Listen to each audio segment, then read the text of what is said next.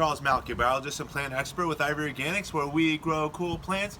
And today we're actually going to be pruning our citrus plants, and specifically to my left here are my Meyer lemons on this March 27th, 2017.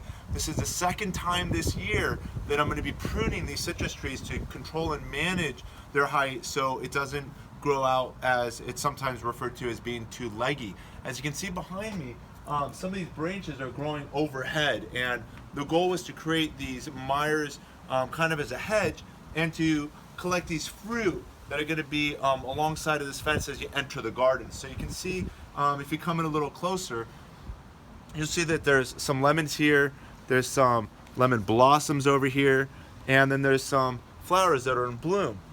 And had it not been so windy today, we would have seen some bees that are visiting these flowers.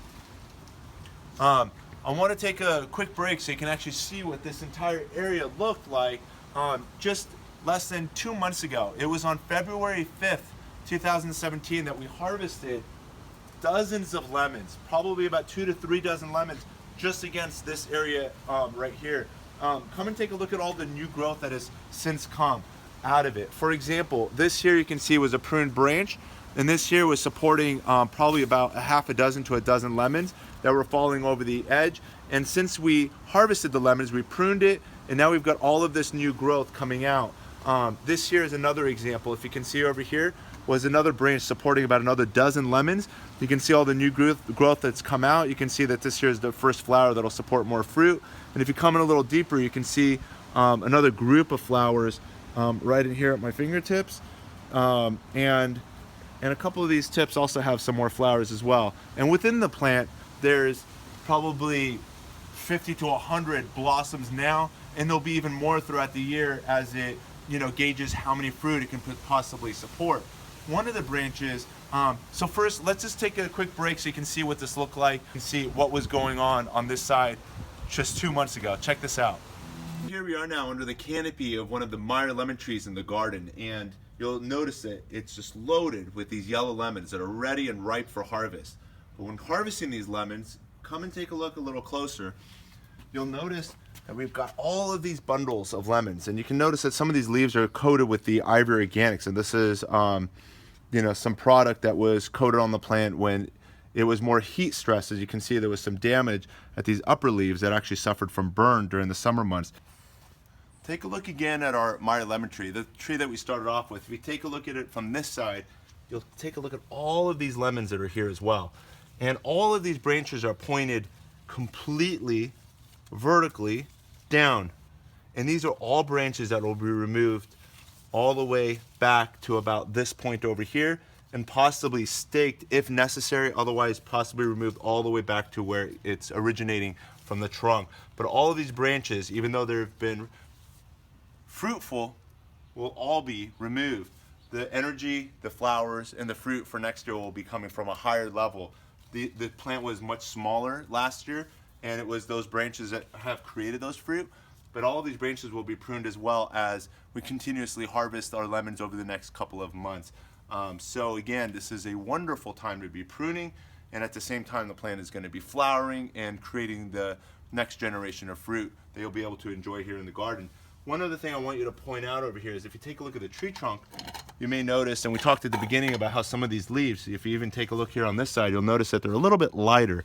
And these have all been sprayed with the Ivory Organics 3-in-1 Tree Guard in the summer to basically protect it from sunburn, as the heat was just so intense that a lot of the leaves began to burn. We've had too many record high heat days to protect it, but it's more than just sunburn that is being protected with the Ivory Organics product. It also has oils that naturally repels insects, as well as during the winter, if you're dealing with below freezing temperature nights, it'll also help prevent sun scald, which is an issue where the bark will crack, creating openings for insects to then enter the underlying wood. But take a look again at the white bark, and you can see that the paint has since expanded as the plant is growing. So we'll be doing another layer of Ivory Organics in the upcoming weeks. It's important to prune your plants, even though when it comes to citrus, most research will say that citrus need very little to no pruning at all.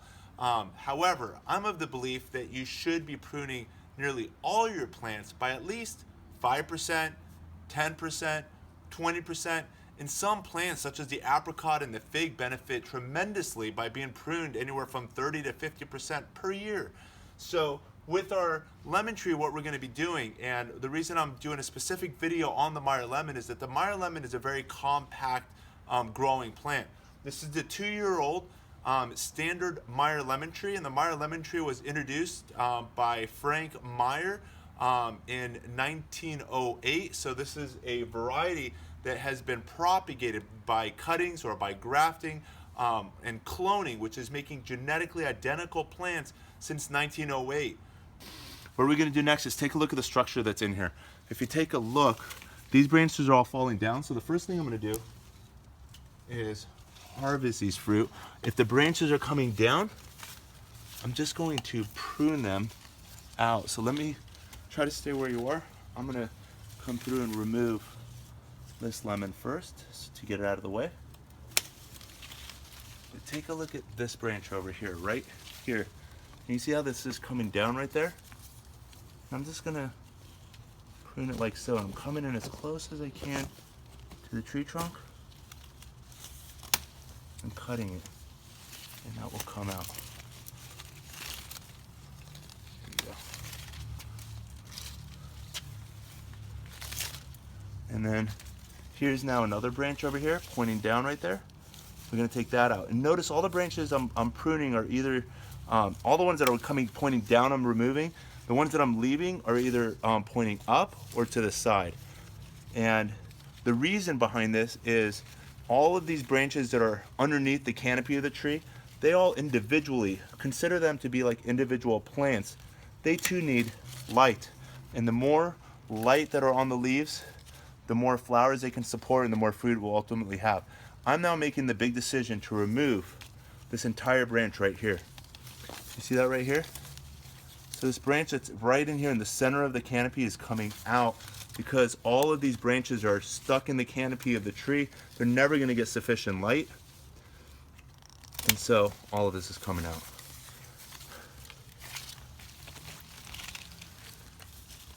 Even though, I want to make this point real quick, we've just lost some flowers. We're doing this at the first week of February, and I'm here in Los Angeles, California, where our last chance of frost is just past last week. The last week of January is your last chance of frost. So this is a wonderful time to actually prune your plants. Even if you lose a few flowers, you might even lose a few of your baby fruit. You're gonna gain so much more because you're gonna watch this in just the next few weeks. This entire plant is gonna bloom. It'll have more flowers and leaves, and it'll produce the largest crop of fruit, which is predominantly from November through about February, March. So to have that big, huge bumper crop of lemons in the winter, you're gonna need to do what I'm doing right now as early as you can, typically towards the end of January and early February. By March, this thing is gonna be covered in flowers. So if there's a few right now, don't be too concerned about what I'm about to do. Let's keep on going. Just harvested all of the lemons off the Meyer lemon tree. These are all the lemons I was able to get off from behind. Take a look at all of these branches that we've got and lemons that are on the ground here. Prevent burns like that from happening to your plants. And I know there's also an avocado farmer in Miami that's using our Ivory Organics as well to protect his avocados when he prunes them in the summer. So he doesn't even do his pruning in the winter, he prunes his avocados in the summer. What he does is he then protects them with a sunblock. And he's been using historically more paint product based products. This here is again an organic formula, time released with 7 natural oils that protect the plant from also insects. So with all of these exposed surfaces, if you come in a little closer, I want to share with you the importance. You can see, for example, this here is one prune branch over here. Let me share another. If you can come into the, into the canopy, you can see that this here is another prune branch.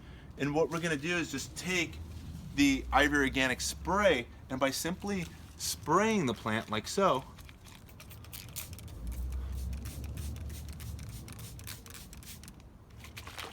we're creating a block and a barrier, and we're keeping it sealed. And I'm just gonna spray the entire underlying bark, all the exposed surfaces, and you can see that even some of the leaves, and this is like coated from several months ago, still have the Ivory Organics on there. And this was applied most likely during our last heat wave that we had when we had temperatures that were exceeding 100 degrees. A lot of the plant leaves were burning, and this helped keep the plant cool and getting them through those hottest days of summer. So I'm just going to continue to spray.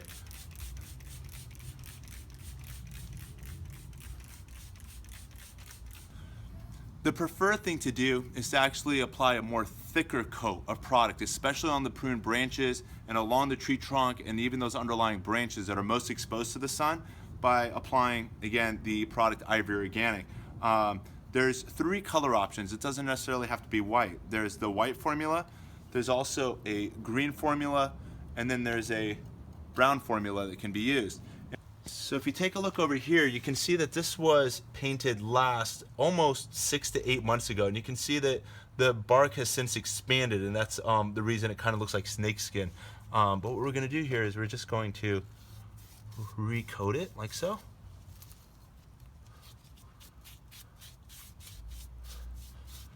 And now the bark is safe from sunburn. Especially now that we've opened the canopy, there's going to be a lot more light under here than there otherwise was before we did the pruning. The other important thing to cover are our pruned surfaces. And check this out over here. I'm just going to coat that now. And we're just going to continue coating the lower branches with the tree trunk. So when is the best time to prune your citrus? And what we talked about in on our February publication, I'll put the full link down below so you can see it, is the time of harvest. When I harvest my lemons, I like to then prune and shape my plant as we're then going into spring, and it produces all the new growth, which then supports the flowers, and just off to a great start. And for me, the best time of pruning is at the time of harvest. But I want to use this as a reference as well, and this is some literature I picked up off of 4 Wind Growers. So it's not just me saying this, but let's read some of the literature that they published. Check this out. The first thing I want to point out is this article was taken from 4 Wind Growers, and we'll give them credit here. And this here talks about pruning. This talks about dwarf citrus, but this rule applies to all citrus. And let's read this real quick. It says citrus may be pruned to any desired shape. Pruning is fine, and underlined and circled, any time of year, except, it says, in the winter for outdoor trees. And the reason for, in my opinion, not pruning in the winter is there may be some dieback if there's any nighttime cold freezing temperatures.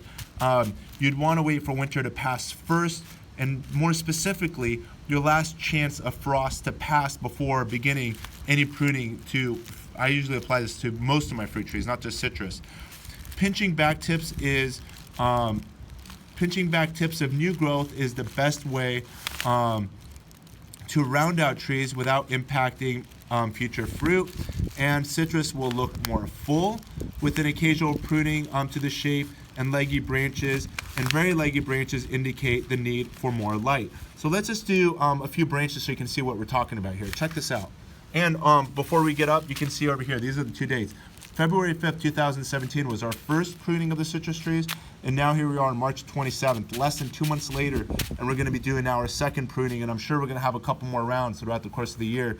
So be sure to subscribe so you can see the updates throughout the rest of this year. Now let's get started. So the first thing that I want to correct, and I've had a few people here in the garden over the last couple of weeks, and the first thing to try to do is avoid hitting these branches that are overhead. When it comes to your garden and when it comes to citrus, one of the things when it comes to control is you want to manage the shape into what you want it to become. My goal again is to use these trees as a hedge, and my goal is not to create a cave with these branches, nor do I want any risk of insects or spiders falling out of it on my guests. So my goal is to push these trees to stay in line to around the vicinity of the fence and not, again, overhead. So the first thing I'm going to do is I'm going to prune this branch back, and when I prune it, you can take a look if you come in a little closer here. What I'm looking for is the nodes of the plant. Most people are saying be careful and point this out carefully, but what I'm looking for is where the leaf connects to the stem is where the node is. And you can see over here I already have, luckily, a branch that's already started growing out of this node, which is kind of the range where I wanted to prune the branch anyway. So I have that added benefit. And what I'm going to do is I'm just going to cut 1/4 of an inch above that node. and you can see what we have here. I didn't even notice that there was a second branch there already as well. So I've got now 2 branches coming out of this pruned surface, and that'll now bush up and fill up this area, and now I don't have that overhang. Unfortunately, and I know this is hard for some of you, but this here is probably one of the best clusters of flowers that were on the stem. But there's no need to worry. Again, the plant will support hundreds, if not thousands of flowers over the course of this year, and of those, it'll select the 100 or 50 fruit or whatever its capacity is, and it's going to hold on to and create enough flowers to support as much fruit as it can possibly tolerate. So I'm not concerned about having lost all these flowers, and in fact I'm actually going to prune these flowers and bring them into the house and keep them near the office or near the kitchen to at least offer the value of its beautiful scent. Let's continue on and look for some other issues within the plant. This one here is another branch that's growing overhead, and we're going to do the same thing. You can come in and zoom a little closer so you can see what I'm doing. I'm basically going up to the node. Fortunately, and this is not necessary, I've already got a branch that's coming out of the node, and I'm just going to cut 1/4 of an inch above it. And you can see with the prune, if you were to come and visit my garden, you probably wouldn't notice that I just pruned this tip, as it's a nice natural flow from the stem going right into the branch. And naturally the waters and the sugars in the stem and from the leaves going back to the roots is a nice natural flow. And let's continue. Let's get on the other side.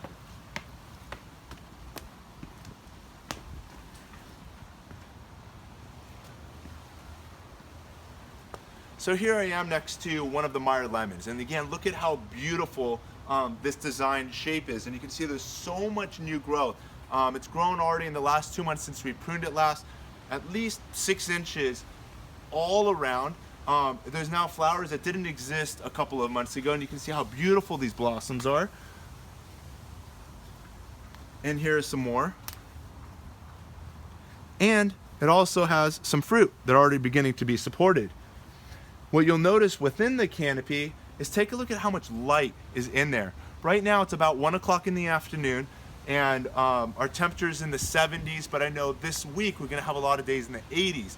And especially when we get into the 90s and potential hundreds, if this bark is still exposed to this much light, then there's a huge risk. And it's actually, I wanna say, not even more likely than not, it's very close to 100% likelihood that the bark will actually begin to peel, crack, and even die back.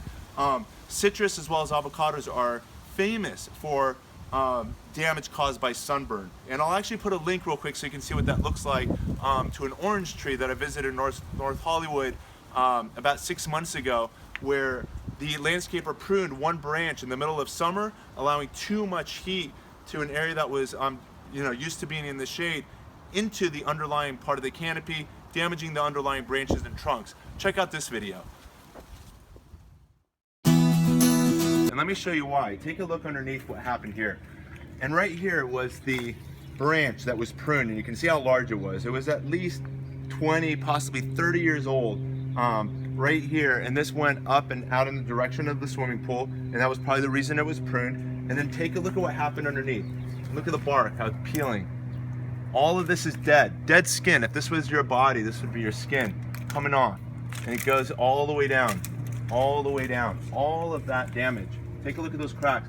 These are 3rd-degree burns on a plant, and I don't know if anyone has ever described this as 3rd-degree burns, but this is a 3rd-degree plant burn. The epidermis, the dermis, and it's damaged all the way to where the wood is. So this is now a perfect entryway for termites and wood-boring beetles to get into the tree and start hollowing out the center of the plant. The other thing I want to point out here is the sun, and it'll be out here in about the next hour, is shining on this side of the plant. If you were to go around back, I don't know if you can work your way around with the camera, you'll notice that this entire back side of the plant is not damaged. And this is the side that's actually now bringing the sugars and the juices and all the life-giving support is coming from the backside, the shaded part of the plant. And what we're going to do here today is actually coat and protect this part of the plant, and actually for cosmetic, we'll actually even paint the backside as well so it all looks uniform. But we're going to cover this with a product called Ivory Organics. The dissolved. I want to show you one other orange tree that's to my left here. So here we are under another orange tree, and this here is a very successful orange tree, as indicated by it's got an amazing canopy. It's loaded with fruit and a lot of young fruit as well. And there's probably several hundred fruit up above my head. And what impresses me so much about this plant is you can actually see the tree trunk here is actually in excellent condition. And again, that's only because it's in the shade. You want to make sure you grow your trees where they are actually shading and protecting the branches and the tree trunk. And you'll notice over here on this branch that I'm touching that there's actually damage over here. And even though we're in the shade of the tree, there was a time, once upon a time, that there was, and you can see there's like a little bit of light here in this part right now, but there must have been a hole in the canopy that allowed too much light to hit this branch, and the branch actually cracked. So if you're in your garden, take a look at these signs, and before it gets this severe, this will actually take probably a decade to heal. So if you actually caught these issues, and if you take a look a little lower, I'll find another thing that's less severe. You'll actually see over here there's like some cracking in the bark. Over here it looks like there's a wound with some sap that's coming out of it, but this is a wound that later on we're actually going to open it up to remove all the dead wood. And you can see it's already starting to callus right around there. And so rather than keeping this dead wood, which would be again food for the termites and the beetles and wood destroying organisms that might start here and then work their way into this wood and then work their way into the heart of the tree, we're going to remove that, and then we're just going to brush some Ivory Organics over this wound as well, so that we basically repel any insects from getting into the heart of the tree. So to prevent the risk of sunburn, as we open this canopy, and there's a lot of branches that were growing in the wrong direction, so this particular Meyer lemon, more than the other two that are behind me, got pruned in a way that is allowing more light in here than what's happened behind me. To prevent the sunburn, what we did is we coated the entire branches and tree trunks that were exposed with the Ivory Organics 3-in-1 Plant Guard. And let me show you what that product is right over here. And the product is Ivory Organic. It's a 3-in-1 Plant Guard where you can just add water to the can. You'll have a pint-sized can. One of these cans coats about a dozen 3-gallon sized fruit trees. It's protection against damaging sunburn and insects and rodents for use on your roses, fruit, nut trees, ornamental trees, and shrubs. It's a non-toxic, environmentally safe and organic product, and it's also now registered material for use in organic agriculture. And over here we use color white, but it's also available in colors green as well as brown. And you can also see here on the lid, some of these have stickers where it says protects newly installed plants and trees, shields, prune and damaged surfaces. Let's now take a look if there's any other leggy branches, and as I step back, I'll do it again. You can see I'm in my patio area and this branch hit me. This is now growing into an area that is, you know, where I don't want my lemon plant to be growing. So we're gonna cut this back accordingly as well. So what we'll do is, we'll do this together. The lighting here is pretty good. We'll basically, again, decide roughly where you want to make the prune. We're then going to find the leaf node and then cut 1/4 of an inch at an angle above the node. And you can see what that looks like over here. So again, we've got that space and we cut it in an angle. And the reason for the angle cut is if moisture gets on the plant, you don't want it to pool and rot on the tip. You'd want it to run off the plant. And we're going to continue doing the same with this. You can see that this branch is growing on top of this zone of growth. And so we'll do the same thing over here.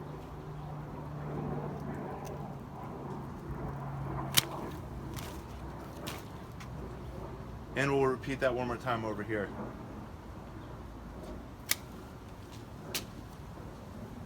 And again.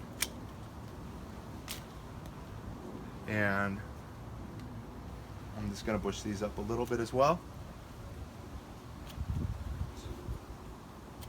So again, by just removing these tips, that's going to encourage all of these leaves to create more branches that'll then fill up this area and keep my patio area free of any leggy branches. We want the plant to be as compact as possible to grow within its zone. We'll allow it to continue growing a little higher and a lot more fuller, but again, we're controlling the area in which it grows. And the last branch I want to remove from these 3 Meyer lemons will be this one over here.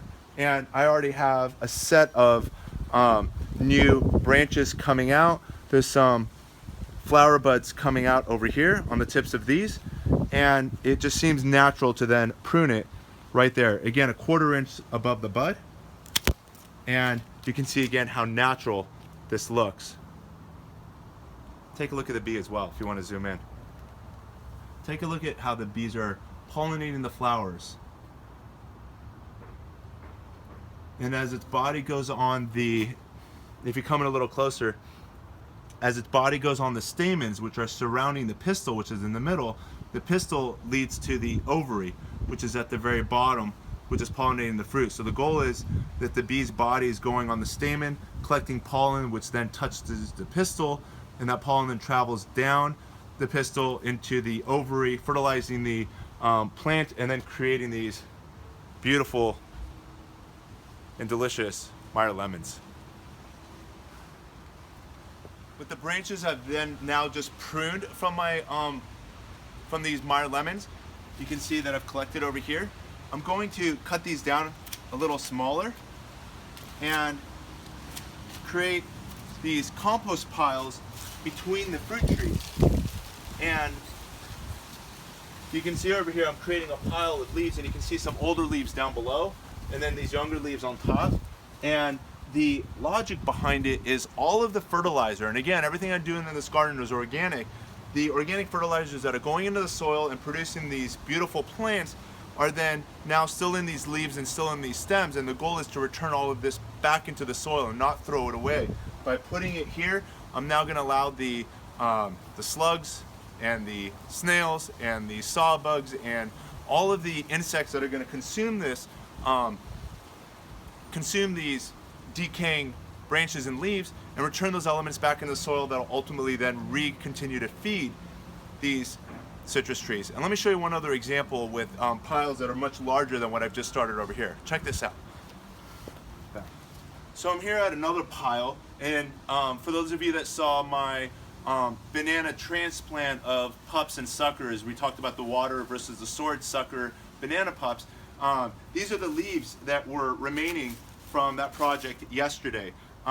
So those are the green leaves, but under here you can see that there's a lot older leaves. And when I come and water, and as I go a little deeper, I'll then run into the slugs and the sawbugs, also known as pill bugs, and all these other organisms. There's also, I've seen lizards, which are preying on the insects, and there's just such a beautiful balance of biology that's going on. But I've got this compost pile that's returning the nutrients to these two trees that are on either side of me. One being my bear's lime, also known as the Persian lime, and then to my left is my Oro Blanco grapefruit. And I just have to show off how beautiful these flowers are. Check those out.